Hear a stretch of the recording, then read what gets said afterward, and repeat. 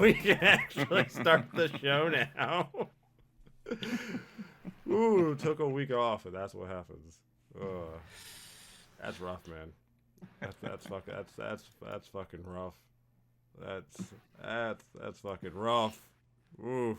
Welcome back, everybody, to more of the turn-based Cynics. Whew. That's tough. That's a hard way to start an episode. I'm gonna be real with you. That's a hard way to start an episode for me.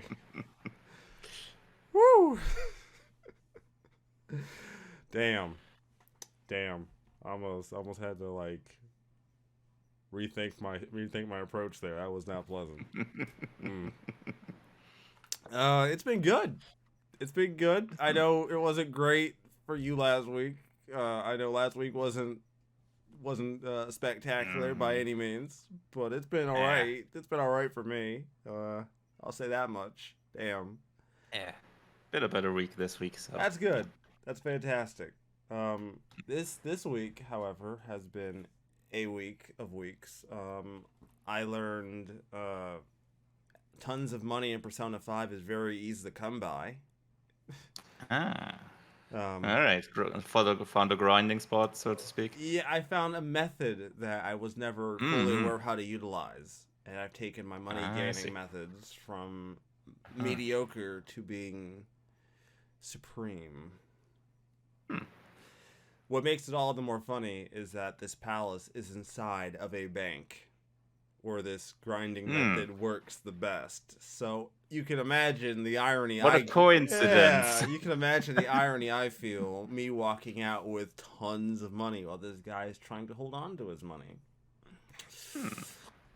Tough shit, my dude. Tough shit. That's tough. Gotta remember to keep your poker face on. Yeah. I'd like to imagine Joker has picked up a piggy bank, and Kaneshiro is like, hey man, leave me some money. And Joker's like, nah, dog. Fuck, is that coins in there? Hold up.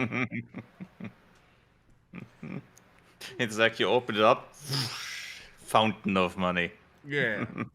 It works surprisingly very well. I've heard about this method in my prior playthrough, but I never figured out how it actually worked until now. And then this time around, I actually used it, and I'm like, oh,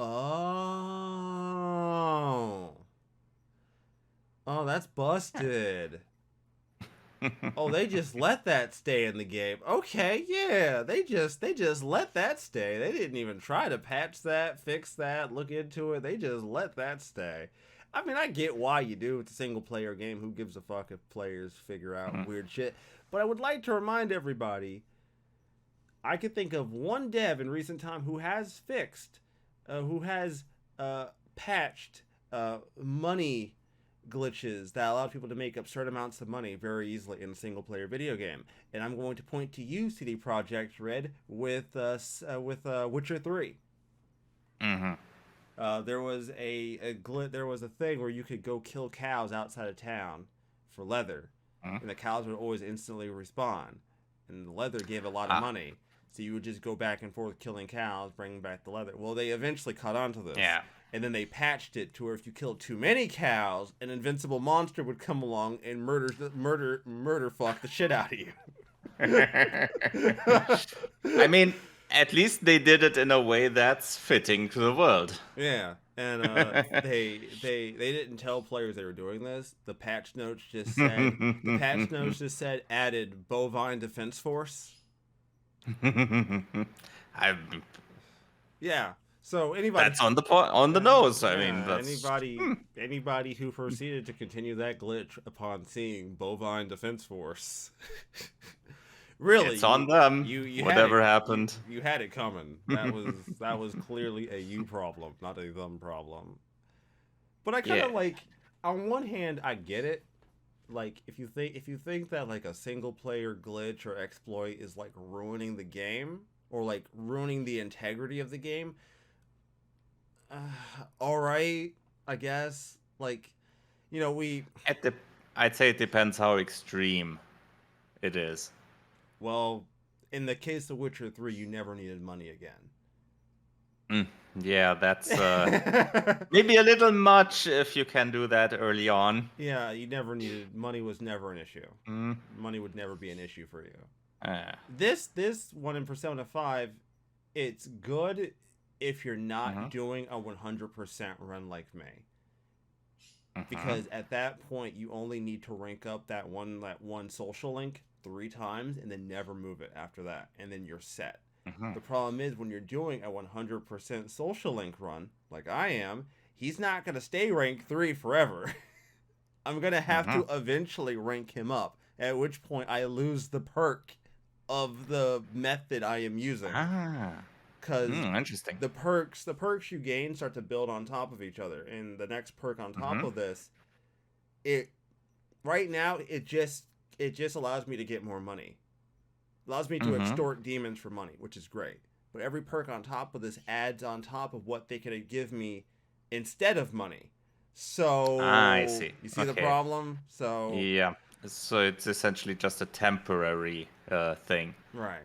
So I run the Essentially, yeah. risk of it not just giving me money. It might give me Mhm. items instead, or it might give me something else, which I don't want other stuff. I just want the money. I Yeah. want the cash. I want the dinero. I want the green. That's all I want, baby. I want the coins. But yeah. Yeah, so essentially you have to keep the social link at that level and then do that for as long as you need it and then do the rest. Yeah.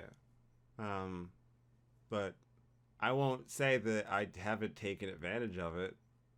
I'm Hmm. at about 1 million.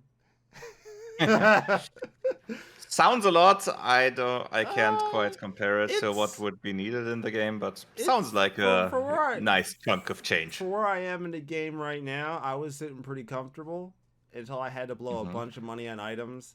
So Yeah. I mean, I might take it to like 1.5 million just to be on the safe side for myself, because there's another way to Hmm. gain lots of money later on. So I'm just trying to I'm Okay. just trying to pad out my wallet right now, so I don't have to worry about it, because Hmm. there's a lot of other It makes things I it gotta easier worry about. to Yeah, to get stuff at that point. Yeah. yeah. Okay. So that's Yeah, that doesn't sound like too bad of an exploit. yeah. That's fine. Like I said, they haven't done anything to it, unlike certain Mm. companies. But see, when Witcher did it, it was funny. I thought it was funny when Witcher did it, Yeah, because they did it. definitely. No demon defense force needed here. Yeah, there was no need. Cause like think about this for a No second. need for a personal bodyguard. Right, like, cause think about, like, the thing is, it would work internally, like internally logic, right? That like Yeah. Kanoshiro catches on that you're exploiting his bank to get fuck tons of money. So Mm-hmm. like they could make it work. It could work Yeah. internally. But Mm. fuck the bad guys. Yeah. Just That's what I'm gonna say. Fuck, why not? Just do it. Yeah. yeah, fuck the bad Mm. guys. Also, speaking of Witcher 3, CD Projekt, Mhm. where's my PS5 patch? My PS5 upgrade for this game right now?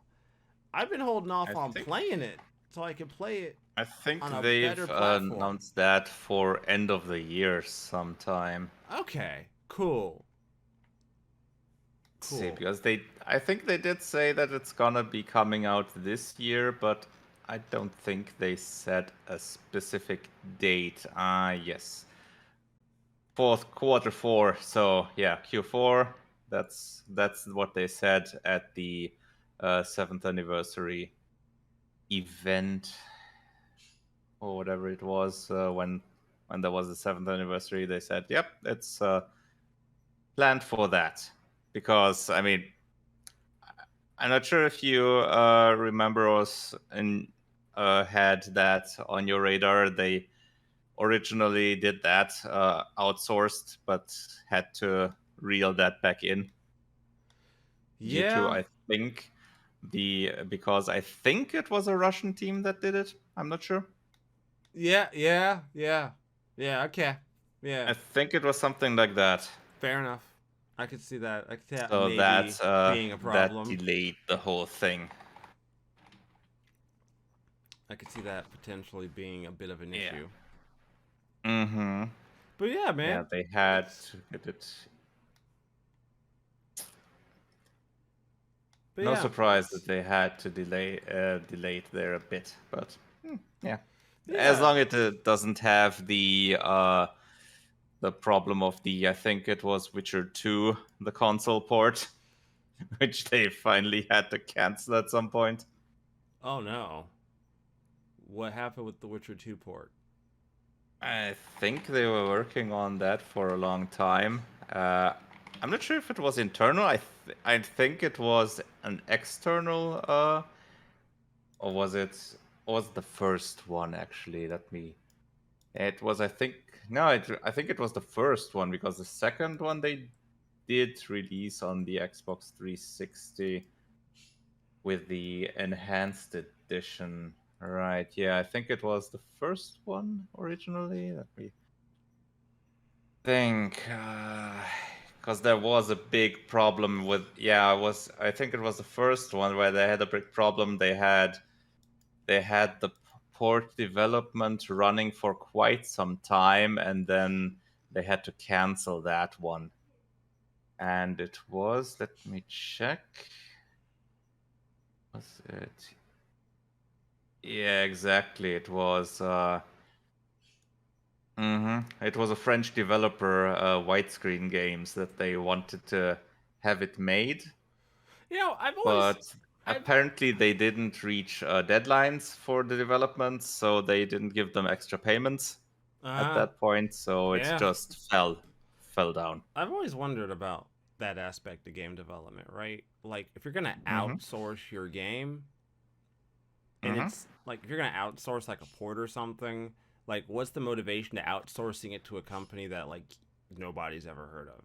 Like, you know what I mean? Like, I don't understand the logic there because I feel like if you care, I feel like I feel like as a company, if it's like something that you're like okay, you care about the port being made because you know it's going to be Mm-hmm. successful, right? So wouldn't you then want to put it in the hands of someone that you're fairly sure could do it? Because a lot of times some of these ports get put out to companies that some of us like people are just like, who the fuck are these people? We look up their game Nah, that's true. history and it's like, oh, they've made like two throwaway games, a mobile game, and uh, Yeah, it's yeah, somebody they somebody well, I coded mean, a pachinko. port studios port studios often have a history of not making their own games, but in the case of widescreen games, yeah, they don't really have a big resume from what I can see. Witcher 2 would have been one of their earlier projects. Yeah, I think was that's that one just came something on my mind. out 2007 originally. Uh-huh. That's Do just they still exist? No, they folded. When was it? Yes. That was 2009. So that's an interesting date. Let's say, yeah. They were canceling that in 2009. Yep. Yeah, I think that was the final straw for that developer because they did a few projects from 2001 to 2006. yeah, they That were was probably their last chance to make something, and 2009 that was cancelled. So, yeah and that was probably they the were reason for widescreen to be gone. they Mm. were hoping for that payoff and a canceled Yeah, project. You ain't getting paid, that's for sure. You ooh. yeah. They were probably still looking for other projects there at the time, but yeah, when that was cancelled, they Um, were pretty much done. other than that, as I'm sure you may or may not know, Xenoblade Chronicles Mhm. 3 dropped, and Yes. it's oof, it's good. I will say, Hmm. I do have to kind of put Xenoblade in a weird spot with me though, because as these games progressed, their battle Hmm. UI has gotten more and more screen filling, kinda Hmm. a little bit. It's Well, got it's probably not as much as Xenoblade Chronicles X. I can guarantee you that. oh no, was it that bad? Oh no, I've never looked at Xenoblade Chronicles X. Ah. What did that horror show look like? Let's have a look at the screenshot there. Which one shall we take here? I want to This is one see of the. what this. Oh, Yeah. oh, This oh. is one from Amazon. Yeah.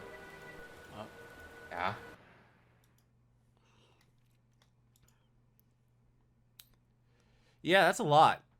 That's Mhm. that's a lot. Mhm. That's Yep. a that It's and this is about what you get. Like they've all kind of like the original Xenoblade Chronicles wasn't as bad as this. Xenoblade Chronicles 2 mhm. got pretty close. Xenoblade Chronicles 3, you might as well just count out one side of the screen as being basically unusable because it's all the character health bars on your team going straight Mhm. down the fucking screen. You might as well just count it as being unusable. It's basically it's not serviceable at that point. You can't use it. Mhm. So yeah, that's a thing. I know you probably haven't had a lot of time this week or the last like 2 weeks to get any gaming in. I doubt it. Eh, I did a bit this week. Bit of casual runs with Vampire Survivors, and which, well, I'm pretty sure you heard of that one. I've heard of it. That's all I can say is I've heard the name. Yeah, it's a neat little roguelike where you have all kinds of different weapons that you get, and you it's essentially you go through the levels, you move, but that's pretty much all you do actively because all your weapons fire automatically. Like if you have, for example, the axe as a weapon, then it periodically just shoots projectiles in your usual Castlevania style arc. Mm. And you have to time where you position yourself in comparison to the enemies there. And it depends on each weapon has its different style. The interesting aspect comes in because at level ups you can get power ups. You choose one out of usually 3 or at most 4, and that's either an upgrade for your existing weapon, a new passive ability that does something to your weapons, like increases firing speed, increases projectile speed, increases power in general, or you get new weapons or upgrades to existing weapons or upgrades to passives. These 4, and you can have I think it was 5 active weapons and 5 passives Oh wow. at most. And once you upgrade all of those, then you can upgrade them usually to level 8 most of the time. Some of the passives or weapons have a lower upgrade limit, but mostly it's level 8.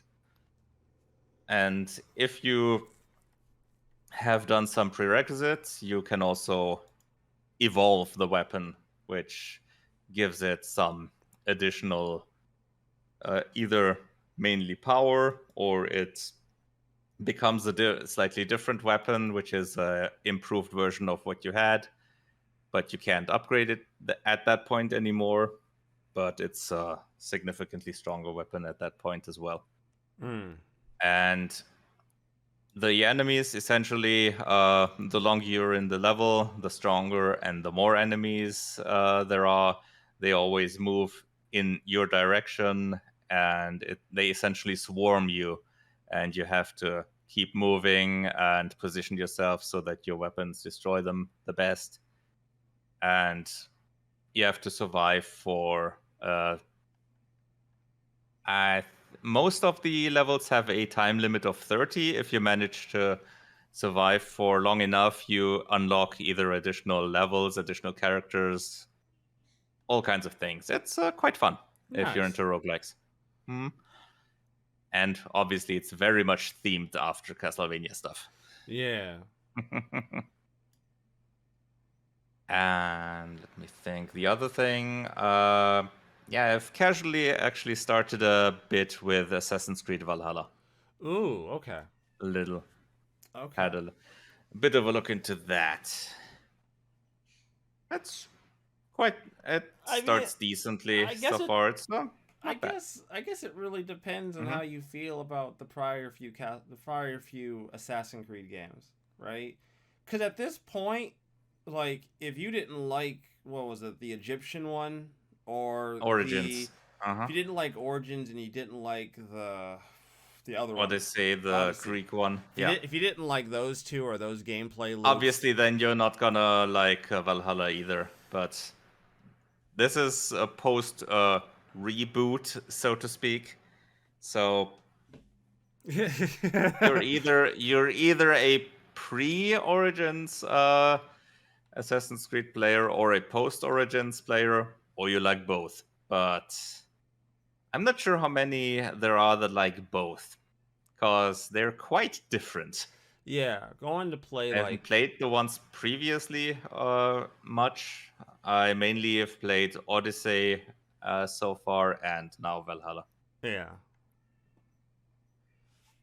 But so far, I like it.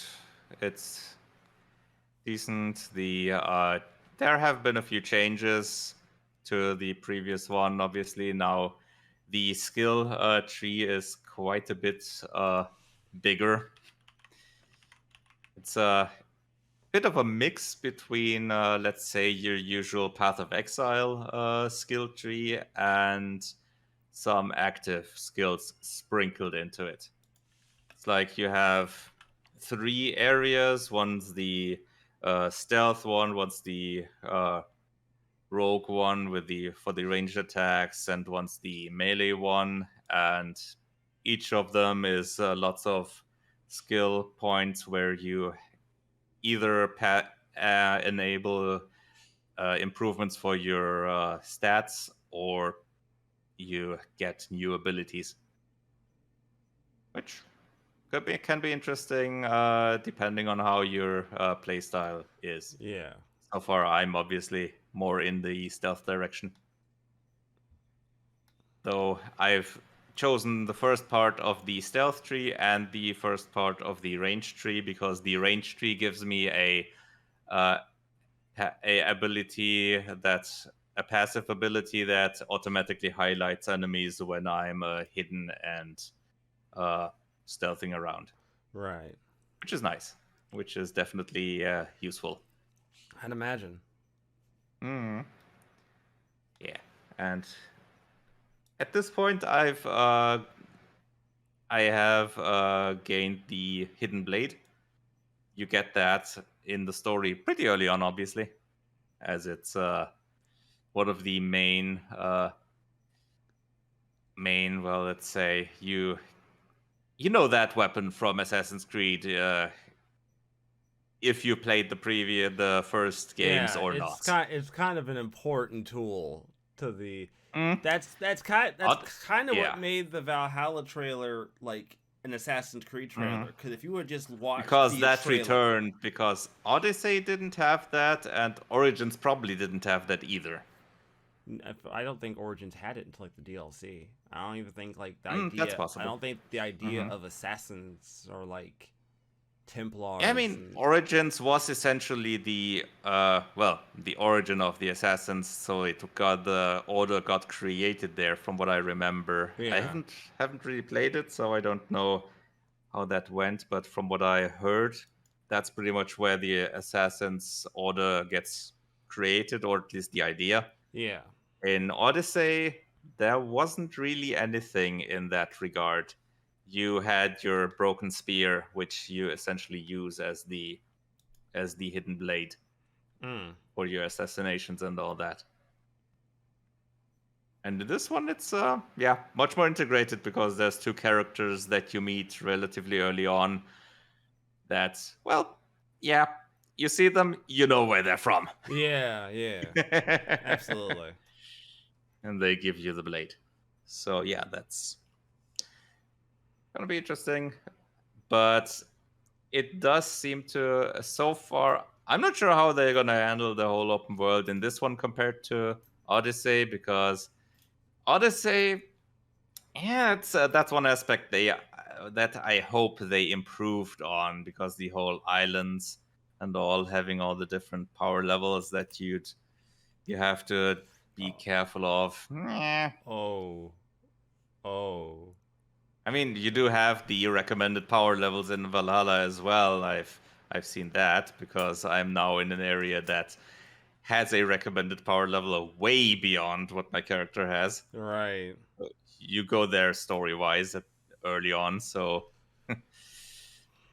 yeah. All But right. it's gonna be interesting if they do that better than in Odyssey. Let's say it like that. Right. I would see. All right. So That's been the gaming this week for me. So our first story is one I actually had to ask around to get some insight on. Oh. Because I'm not a part of this. This isn't something I know a lot about. So I had to ask around. I wanted to kind of get some feedback from people who were part of this community, try to understand what was going on. Because on the outside, I didn't initially get why people were so upset. The first story we're talking about today is VRChat. And a little addition the devs have made to the game. And I'm going to use the word addition generously. Quote unquote addition. Yeah, addition generously. So, it's certainly not an enhancement. No, but you wouldn't inherently think what they did would be negative either. Inherently, you wouldn't assume what they did was negative. That's why I'm gonna stop. I'm gonna say that. Like, I'll get into it, but I'm gonna say that inherently, you wouldn't assume the decision that they made was going to be negative. So, VRChat a few weeks ago announced a huge update, and one of the parts of the update was that they were going to be adding easy anti-cheat. EAC. I think that's the one from Epic that they use with Fortnite and all that. On the surface, this seems innocuous. In fact, one would wonder why you need that, since it's a VR chat. Yeah. So on the surface, it seems innocuous, if not a little head scratching. But my first instinct wasn't. My first thoughts were, okay, that's a little unusual to add an anti-cheat to what is essentially put, as far as I could tell, a social platform, right? It's a social platform. Yeah. Why is this? Oh boy! From what I know, haven't used it, but yeah. Oh boy! So what I came to realize more and more is that many additions that users have added to this game, functionality tweaks, modifications to how the game works, a lot of these, if not all of them, came crashing to a fucking halt. Yeah, pretty much all of them. Yeah, pretty much all of them came crashing to a fucking halt. That and people that were running it under not Windows, like Mac. Yeah, they can't anymore, because that needs a virtual machine, apparently. Because I think that does not have official support for No, I don't believe it does. So yeah, that's and two big no-nos there. And now, what I've noticed in the community, is that there's been two mindsets. One is it's anti-cheat, so the only people this is really stopping are cheaters.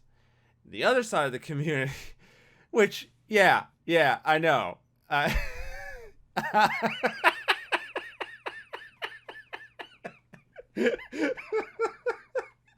The look on your face as you blue screen. It's like, I see. This programming language does not compute. Need to reboot. See, the CD bot needs rebooting. He crashed. Everybody.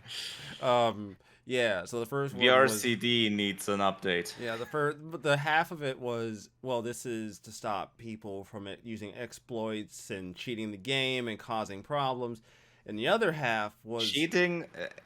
Right, yes. The game. Yes. What? I know. I know. And the other half was okay, but not all not every single mod and every single tweak that creators have made have been negative. There have been usability tweets. There are usability things, such as one that adds closed captions to movie worlds, so deaf people and hard of hearing people can watch movies with their friends. That was actually one I actually just went to go look up because I was looking for more examples of mods. There's also been ones to help people actually fucking read some of the text. Because I'd say even most of the mods were positive things. Yeah. Like things that the community wanted for a long time, but the official developer just didn't implement themselves for whatever reason. Yeah, for whatever reason that a developer wouldn't implement them. Considering how popular VRChat is, I can't really imagine it's for budgetary reasoning. Yeah, and I don't want to ascribe maliciousness to this. I don't necessarily think there's to me what this feels like, from what I've gathered, from what I've looked up, I think VRChat is overreacting towards a problem that they've maybe noticed, right? And they're like, well, if we just use EAC, that problem gets dealt with. But then it's like, oh no, we used EAC, and that is an extreme net to catch basically everything. Because, VMs inherently aren't bad. That's you know what I mean? VMware, virtual machines are not bad or cheating. Nope, absolutely not. So blocking them just seems ridiculous. And look, I don't know. I don't know how EAC works on the developer side. Maybe they have to check boxes about what it blocks and what it doesn't, or maybe it's just a plugin that they put in and it just blocks everything regardless, and it just does its own thing. I think on default it blocks everything, so you'd have to enable whitelist certain mods. So you can say, okay, none of the mods are fine now, but we can take this one, this one, this one, this one, and that's okay. But hear me out. They certainly did it in this blanket way. Now, which no good. Now, on one hand, they say this is for safety.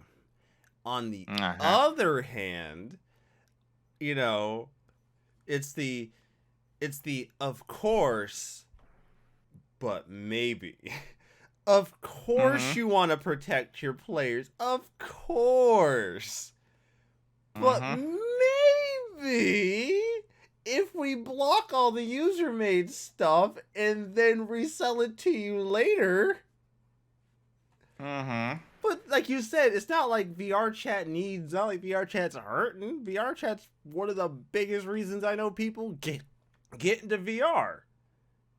Yeah, and I know very few people who have spent the relatively high upfront cost to get into VR who don't have VRChat. Very few. Very, very few people. Yeah, let me just quickly check how... Oh, okay, the basic VRChat is free.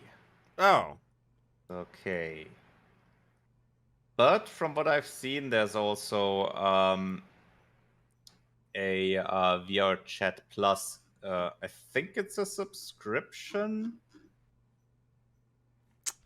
Oh, which they about to pull. They about yeah. they about to pull a PlayStation on these fools. You'll Mm-hmm. have your VR plus plus.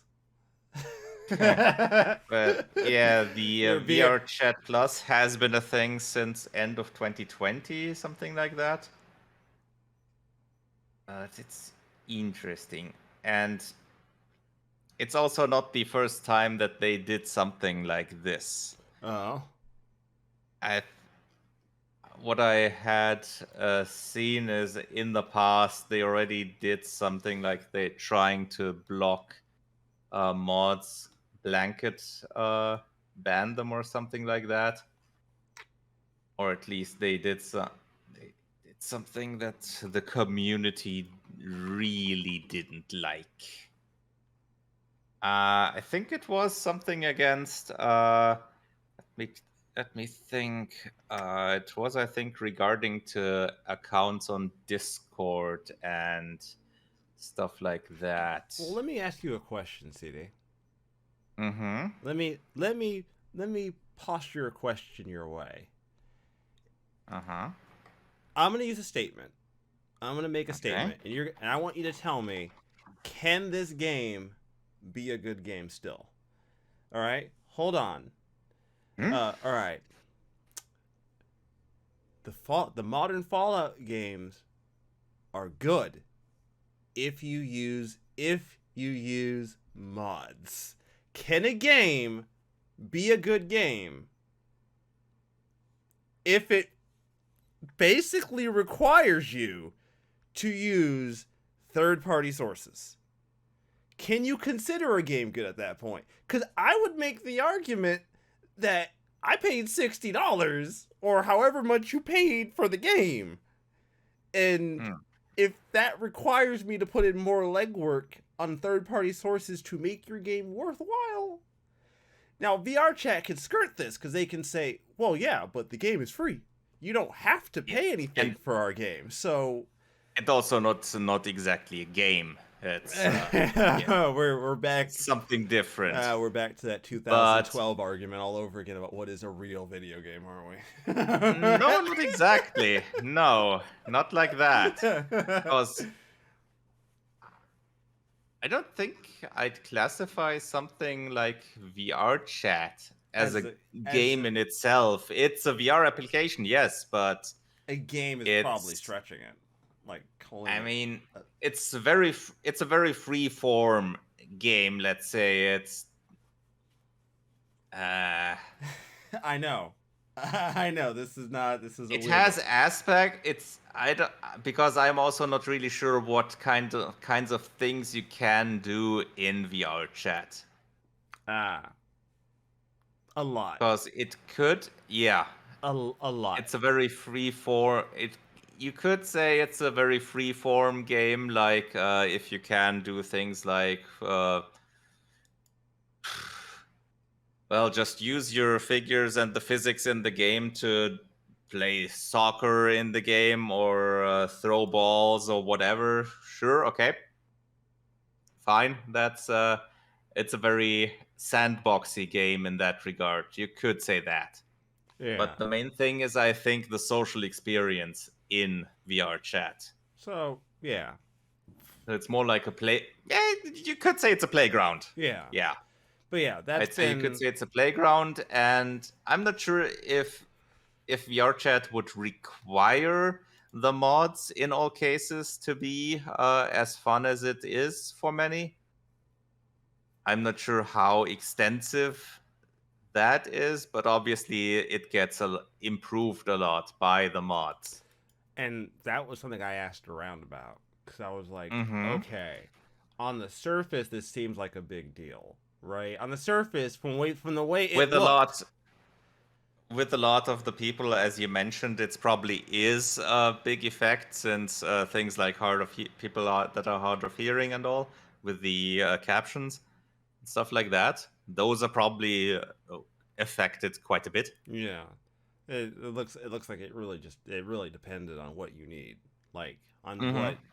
on what you Yeah. need from the game, and then that will determine how much these mods or how much Mm-hmm. these these tweaks actually affect your ability to enjoy the game. Because some people I talk to are like, well, I don't really need those things, so they don't really matter to me. And some people are like, bro, without them, the game is unusable.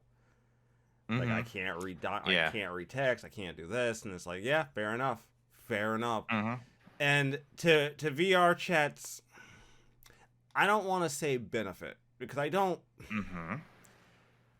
inherently think how they did this is good. I think this is a really terrible way to do this. Yep. But they did say, they made basically respond with easy anti-cheat is staying, but wider accessibility features are going to be added soon. Right, so they're going to be adding... Yeah, that's not really in their benefit, because they did this after the fact. Yeah, like... This is only because they got the shitstorm. Yeah, otherwise, they would not have done that. They would have just put it in and done. Because even if they added their own, like even if they added like their own stuff first and then for whatever reason did easy anti-cheat, you'd have to ask yourself, who are you targeting with this? Because it's like, okay, fine, you have your accessibility options, but there's also third-party accessibility options. So where's the harm in both existing? Or why does only yours have to exist? Because now maybe what they should have done is, this might be a revolutionary idea, I don't know, but they could have maybe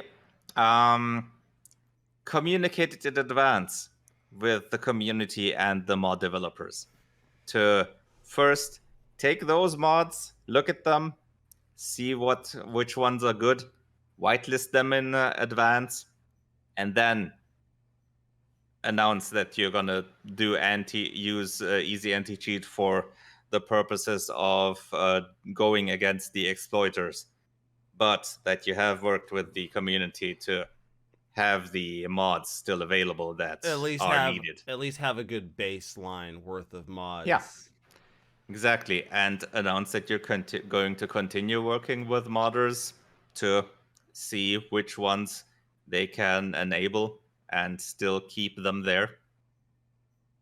So, yeah, not a good look. Not a good look at all. Definitely not. I'm gonna take a. You know what? I wasn't gonna do it, but we kind of cover this Sim story real quick. Hold up, we gonna cover. I wasn't gonna do it. I really wasn't. I was gonna let it slide, CD. I wasn't gonna even give you that benefit, but you put the seed in my head. Now I have to follow through with it. In a world where The Sims is an unstoppable platform of video gaming, yeah, of paying for DLC. They launched I think this is one of the many, as an expansion pack, the High School Years expansion pack. If you goodness sakes. So this expansion pack includes a lot of different things. I'm not going to list them all. I've actually looked up what they had. I'm not listing them all. But the things that they decided to put on their official post about this expansion packs includes the long-time fan requests like sexual orientation customization, body hair option, and the return of a wants and fears system in style of Sims 2. Cool. So far, there's nothing wrong here, CD. There's nothing wrong here. This is innocuous. We can move on with our day. But then... one would think. But then you get to paragraph number 2, and this whole thing falls the fuck apart. Unfortunately, as it is often the case, no. No. No. Well, technically, yes. Some bugs reared their ugly heads not long after the patch was released. And on this occasion, the problems they caused are hard to ignore. For one thing, it seems the Sims 4's infamous incest glitch is back once again, almost as quickly as it was patched out. With the new wants mechanic causing teenagers to develop a desire to date their favorite siblings. It's not a good look. Whoops. Although mercifully, so far it seems like toddlers and children are at least being left out of the unpleasantness on the occasion. I don't know who wrote this, but man, man, they are handling this like a champ. They are tongue-in-cheek about this, too. Sweet Jesus. Whoever wrote this is amazing. They handled this unpleasantness with a tongue-in-cheek nature I don't think many people could. They're like, all right, what am I writing about? Oh, the incest glitch is back? Was that intentional? Okay, good, okay. I got you. I got you. Well, in theory, no.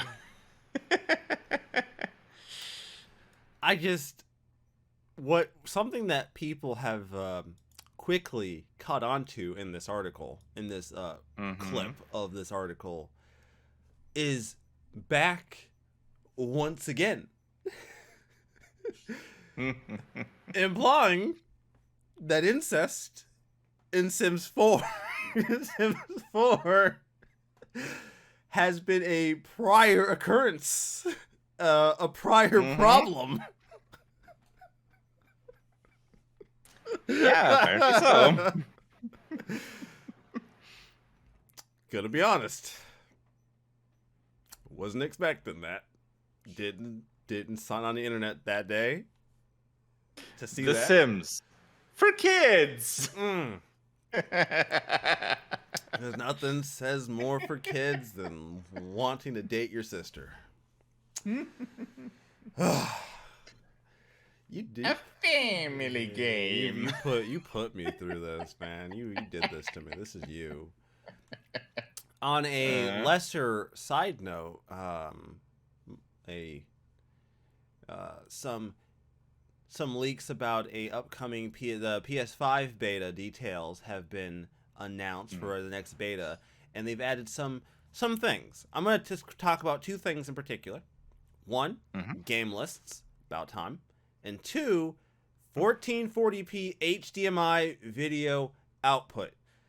For those of you that don't know, for whatever reason, Sony, up until now, did not support 1440p. Microsoft did. So you could plug your Microsoft console into a monitor that was 1440p, because not everyone's going straight to 4K. That's not a thing. Not everybody made that jump.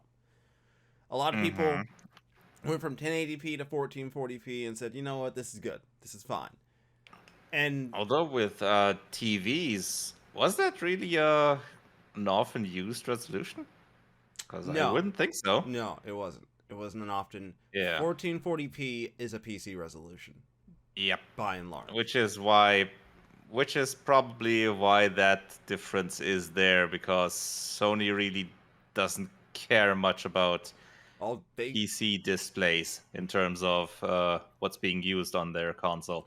I think they care a little bit more now, targets. given that they're aiming more towards the PC market with probably their games now. Probably, yeah. Although it's probably also, it might also be in the vein of, okay, our hardware not always runs perfectly with 4K maybe, or some games are too strong for that, depending on the game, and maybe they want to give people a lesser resolution but with a higher frame rate, like a steady 60 frames. That's not reasonable for 4K in a game, but in 1440p they still can do that. Yeah. Something like that. I wanted to point that out because, 1440p is a resolution I love on my two 27-inch IPS displays over here. Believe it or not, I think I probably play my consoles more via this screen here than I do on that TV over there. It's actually become a problem because I don't know why. I'm not always as apt to sit on my couch and play a video game. 9 times out of 10, Mhm. I'll be sitting here in my chair, in my gamer chair, if you will, Yes. and I'll be more likely just to play it here. God, Steel series. Mm-hmm. All right. Point is, I wanted to point that out because I thought that was cool. But we're gonna get into the next story. Now, I have a question, CD. I have a question. Yes. If you worked a job for a long time and you did some fucked up shit or were accused of doing fucked up shit and were like, exiled from your position at that job, you wouldn't necessarily expect it's gonna be easy to like get back into the same industry, right? Like, especially if you work at like a big company, like an industry leading company kind of thing, or word Depending on the spread. allegation, I would expect it to be somewhat difficult. Yeah. So I'm not always a fan of when articles like the way this article did this. I'm like, okay, I get it. You're making a point. It's clickbait. It's to get people's attention. Look, I love Young to death. All right. I'm with the Young family. I love them to death. But sometimes even I'm like, all right, come on, tone it back, my dude. Tone it.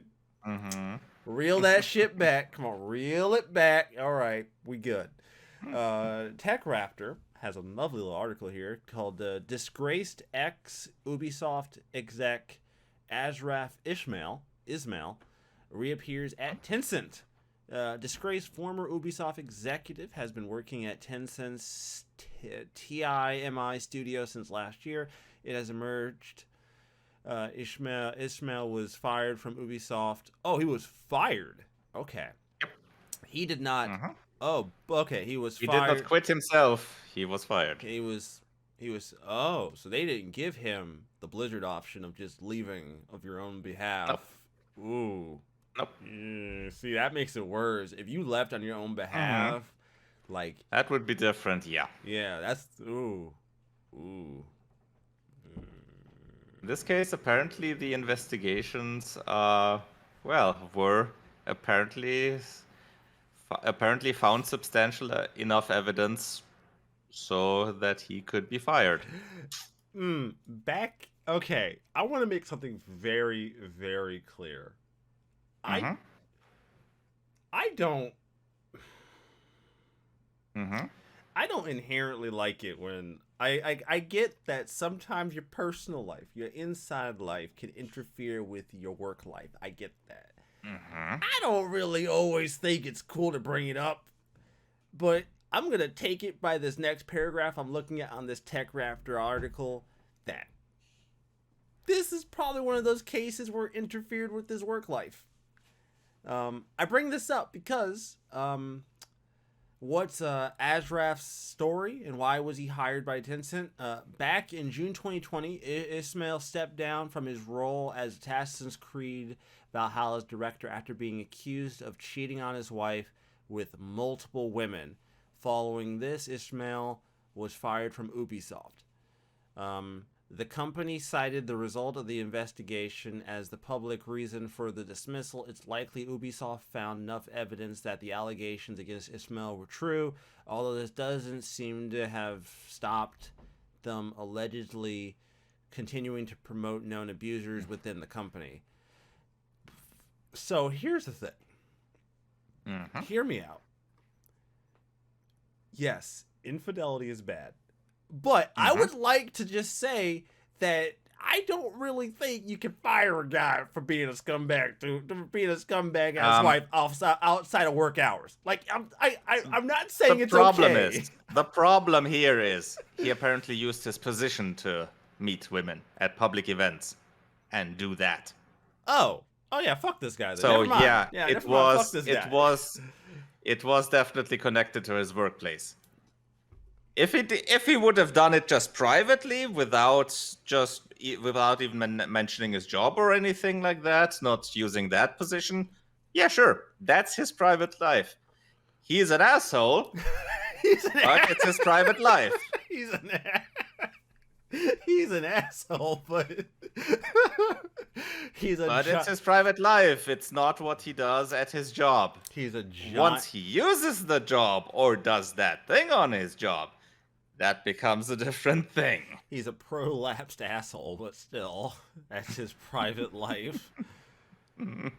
Okay, so here's the thing. Yeah. Right? Mm-hmm. Here's the thing. I'm not gonna go through like this entire article, but the point here that I find interesting is like in any other position, right? In any other job, if you just abruptly leave your job and go into an interview and they see your resume and see that you've already left your job, you're not still at your job. You left. Keep that in mind. You are gone from... You were left. Yeah, you were. Ooh. You were left. The question usually comes up from your previous job. The question usually comes up. Hey, it says you work at Ubisoft, but not anymore. Why? I don't mind answering the question. I have the news article right here. And see, that's the thing. That's the thing about like the gaming industry, that like this industry in general, where you hear about like people can just like pick up, leave companies, go to different companies, leave, come back to the same company they just left. I don't know. Maybe that's just a corporate thing where you're just on good enough terms that you can just pick up and go wherever you want whenever you feel like. I feel like that's a good question. Maybe he had connections at Tencent, possibly, or it was a let's see, he was a consulting creative director there, so maybe they took a chance on him despite knowing it, or.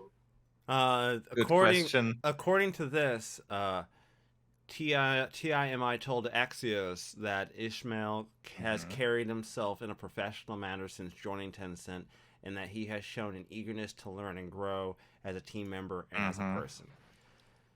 Yeah, and so in theory, they might have taken him on and said, "Okay, we'll give you a chance, but we'll keep a close eye on you." Yeah, you fuck maybe around. You fuck around. Trust me, homie. You gonna find out. you gonna find out. You gonna find out. You fuck around. Trust me, homie. You gonna find out. We're gonna quickly go on to this last one. In this case, that is very literal.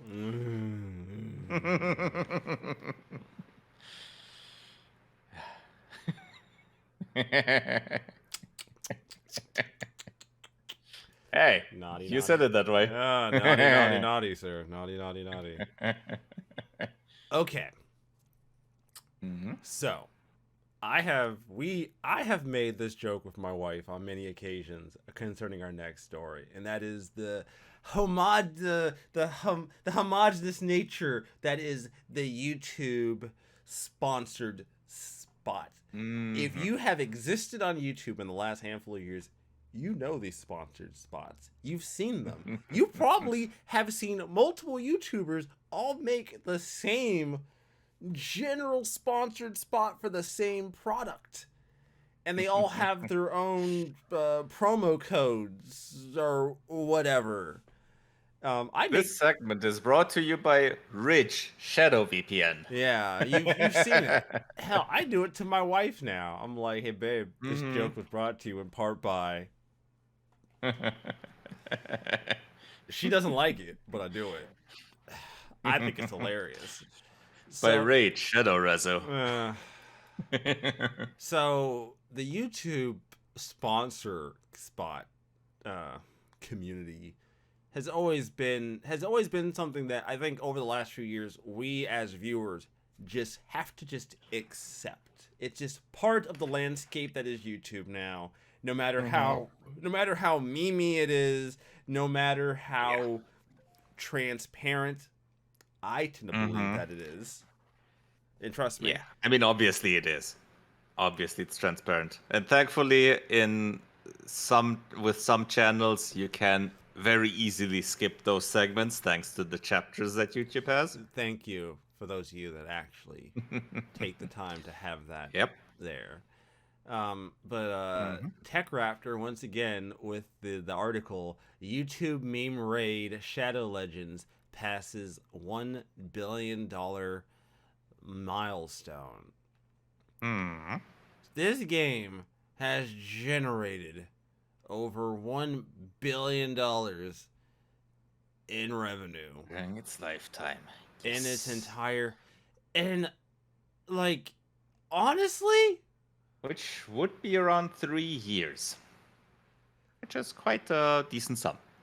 Yeah, like, I would never like put that garbage on my phone, but same. Given the sheer, like, on one hand it is surprising. On the other hand, as many YouTubers like pitch this game as an ad spot on their channel, it doesn't strike me as being all that surprising. I feel like at that point you have enough of these giant creators pitching this game.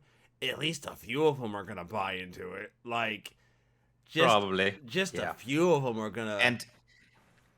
And even if not, just the meme factor is also enough word of mouth so that some people hear about it and then they try it out and just casually spend some money on it. Depends. Because you just have to ask yourself, CD. You have to really, I have to have a sit down with God moment right now and wonder, could this game be more predatory than Blizzard's? I kind of doubt it. I think we would have heard about that. Although I honestly don't know it. One would have to have a look into it, but I kind of doubt it because it also has a rather different setup in terms of how it plays. It's a much different game, but I mean, obviously, it's not. It's also a gacha game, like Genshin and other games like that. But I'm not sure if one could compare the predatoriness or predator factor with Diablo Immortal. Just saying. I'm not sure how one would go about it. Just something that crossed my mind. Just a little nugget in the back of my mind. Yeah, that's all. Yeah, but I think it's definitely not a good-natured game in that regard. So yeah. Oh goodness.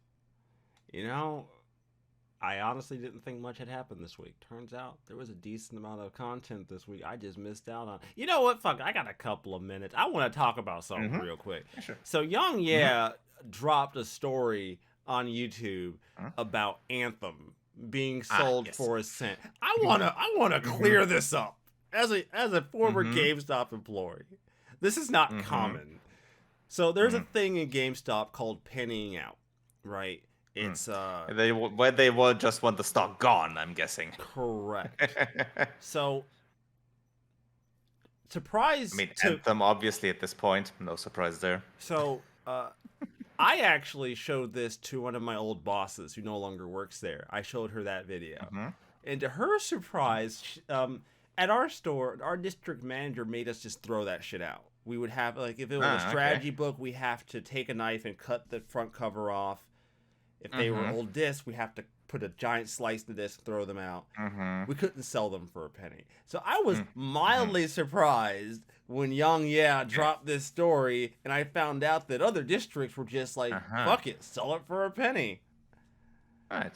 I was mildly... I suppose, yeah. I was mildly surprised, because I did not know other districts actually would do that, because I just didn't think it would be worth the transaction for a penny.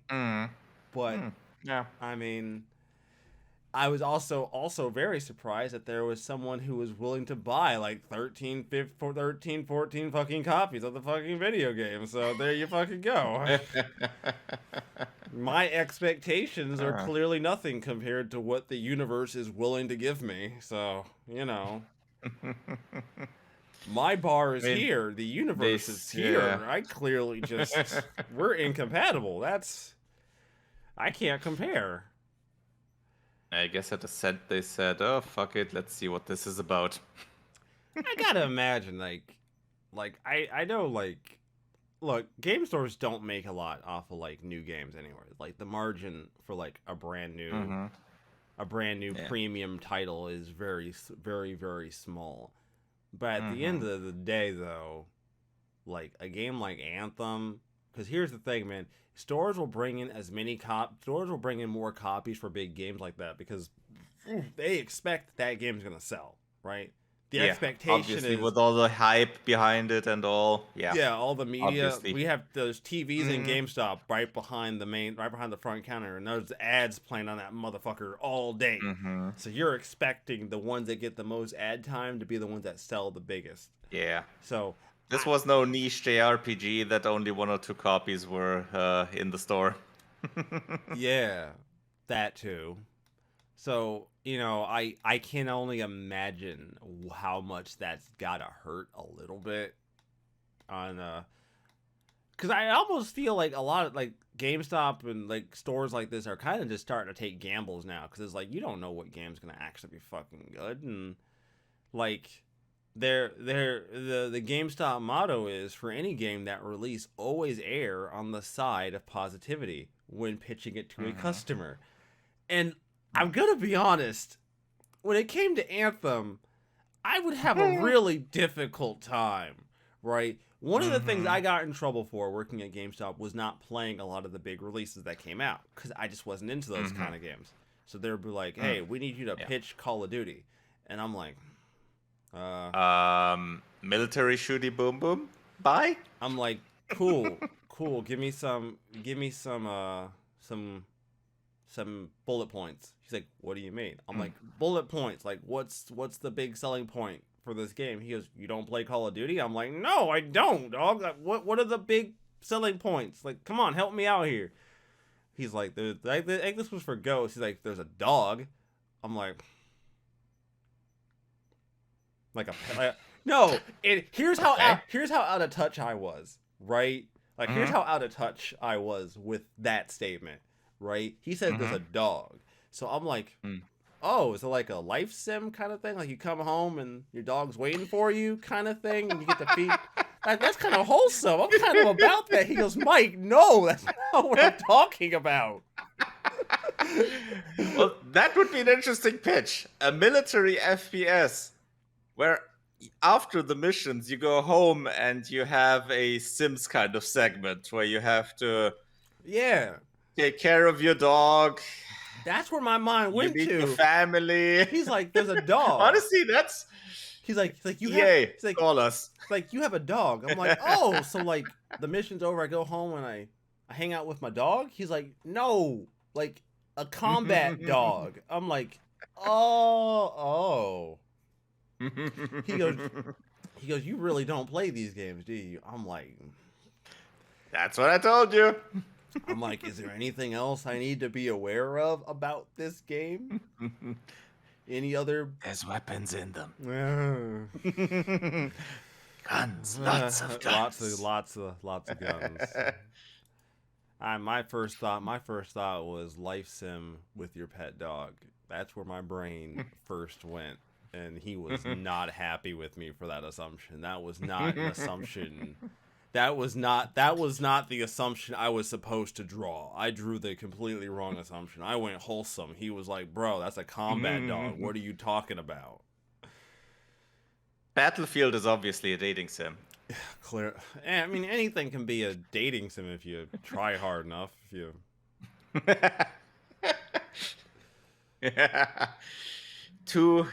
Two lost soldiers meeting on the battlefield. Yeah, see? Doesn't take that much. Both out of ammunition.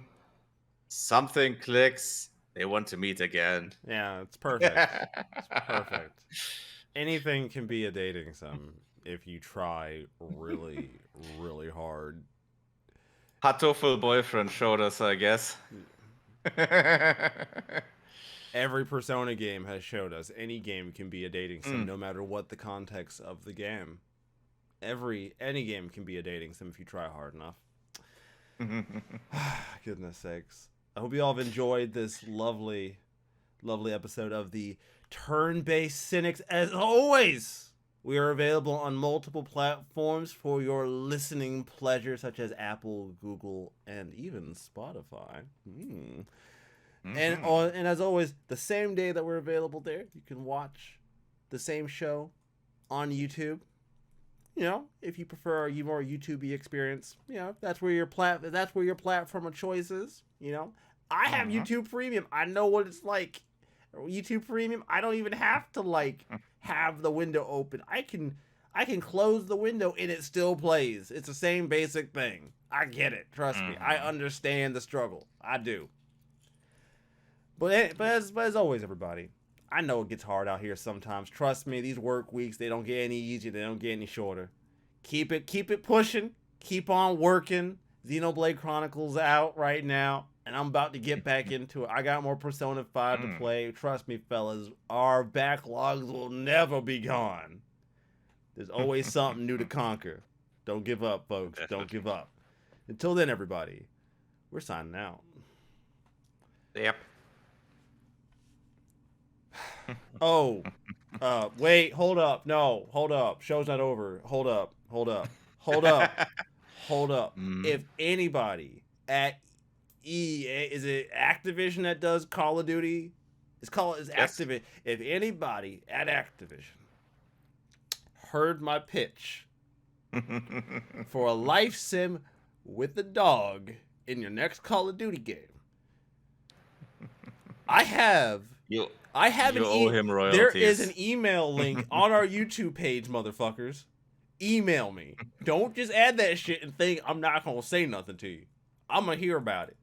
I'm expecting you to contact me about that. That shit is gold, and that shit will sell itself. You're opening yourself up to a brand new market you had never considered until now. Just saying. I'm expecting the cut of the pie. That's all. Have a fantastic weekend, everybody.